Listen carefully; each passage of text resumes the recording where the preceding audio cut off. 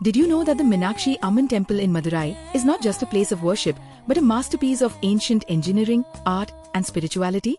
This iconic temple has stood for over 2,500 years, witnessing centuries of history, invasions, and rebirth. With 14 towering gopurams covered in intricate carvings, over 33,000 sculptures, and an architectural brilliance that defies time, this temple is a testament to India's rich heritage. The legend of Meenakshi is nothing short of extraordinary.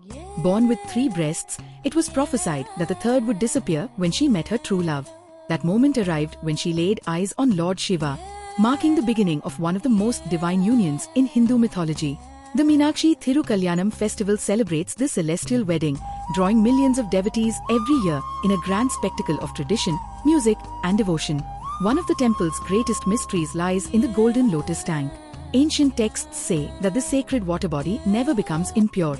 It was once believed that only works of true wisdom would float on its surface, while false knowledge would sink. The temple has survived destruction and plunder, yet it stands today as an immortal symbol of resilience and devotion. This is more than just a temple. It is a living legend. Like, follow, and subscribe for more incredible stories from India's heritage.